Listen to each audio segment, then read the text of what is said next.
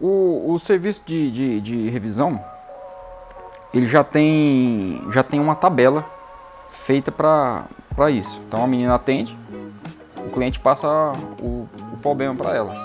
Meu relógio, eu troquei bateria, mas parou. Que é o comum, que todo mundo chega e fala a mesma coisa.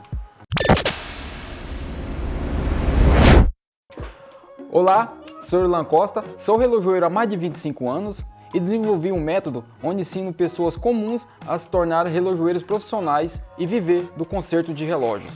Aí a primeira coisa que você faz, você abre o fundo do relógio, olha se a bateria foi realmente trocada, testa a bateria que a pessoa trocou, se foi na loja ou foi em outra loja, testa a bateria, vê a carga como que ela tá. Se a carga estiver perfeita, você monta de volta e ali você já vai relatar o procedimento de revisão nele.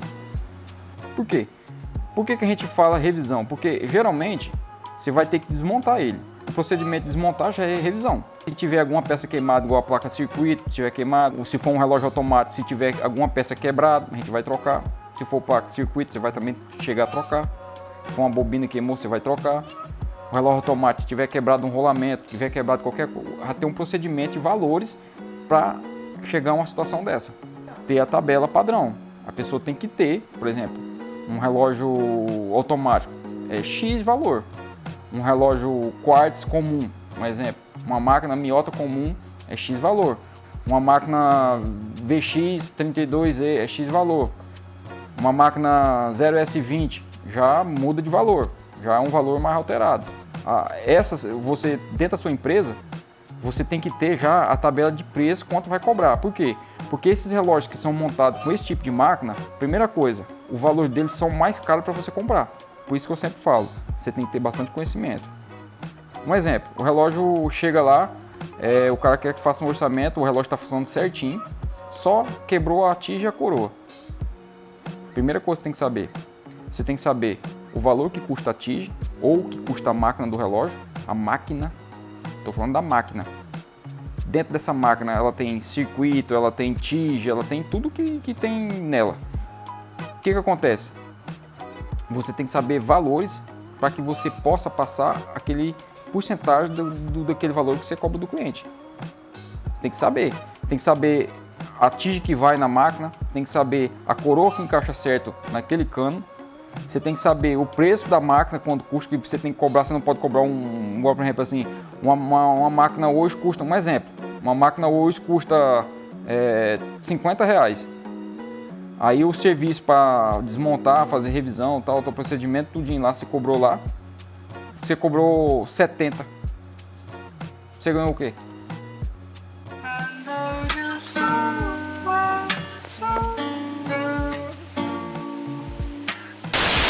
O termo da manutenção, ela abrange várias as coisas. Você pegou um relógio lá, aí você desmontou, fez revisão, tal, foi o procedimento que foi feito.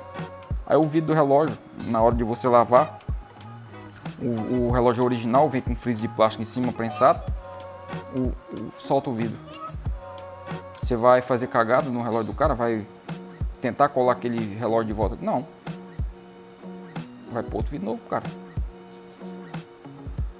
Você colocando um vidro novo pro cara, sabe o que você vai fazer? Você vai fidelizar ele. A pessoa, o cara pega o relógio, você nem falou que ia trocar o vidro, nada. Você falou que ia fazer uma manutenção nele. Só que quando você chega e o vidro tá trocado, olha a reação do cara. Entendeu? Isso chama-se fidelizar cliente. É ver você dar uma coisa que ele menos espera. Isso chama-se fidelizar cliente. Preço qualquer um dá. Agora você tem que saber dar o seu valor, para que seu valor seja bem cobrado e você passe para o cliente um serviço de qualidade dentro do conserto de relógio. E o que eu estou ensinando dentro do curso. Já chegou situações na minha mesa desse tipo, mais ou menos, em termos de margem de lucro, né? A logística. Por isso que você tem que entender um pouco. Você pega o relógio do cliente por R$80. Aí você abre lá dentro do relógio lá, um exemplo, um relógio quartz mesmo. Fez o orçamento na correria. não prestou atenção, você cobrou, tá? O cliente ele não tem nada a ver. Ele cobrou, você cobrou o valor, você vai ter que arcar com, né? Não vai fazer cagada. Você vai cumprir com o que você fez. Então, por exemplo, por isso que eu falo, você tem que saber a margem de lucro que você vai ter, você tem que saber o preço que custa as peças, né? E você tem que ver qual a logística que você vai fazer o serviço para que aquilo te dê um lucro. Senão é a mesma coisa de você enxugar gelo. Eu já cheguei a consertar relógio que, um exemplo, eu cobrei R$80, me deu de prejuízo R$55, né? Fiz corretamente, perfeito, igual eu estivesse ganhando mais, mas eu fiz para o cliente ficar satisfeito com o meu serviço. Para quê? Para que amanhã ou depois ele possa voltar e falar assim, não, esse cara é um cara profissional, ele fez o serviço. Só que acontece, eu não tinha passado o valor correto, né? O valor, na verdade eu tinha passado o valor correto, só que acontece, eu não achei que quando eu desmontasse ia estar aquela situação. E estava a situação que eu tive que trocar quase todas as peças. Por quê? Porque ele chegou a derrubar e veio a quebrar tudo dentro dele, entendeu? Só que ali quando você desmonta, abre o fundo ali, você não dá pra ver. Só que acontece, fiz o serviço perfeito pro cara. Inclusive até hoje funciona o relógio do cara, porque era um relógio antigo, um relógio desses Oriente de 1986, com as melhores séries que o Oriente lançou. Relógio top, as peças não desgastam fácil. Até hoje esse cara é cliente da loja lá e ele fala, ó, esse aqui é o cara, ele fala, e esse aqui é o relógio. O relógio também é bom. Muitas vezes, uma situação dessa que eu falei, às vezes você perde aqui. Só que você não perdeu nada. Você vai ganhar lá na frente.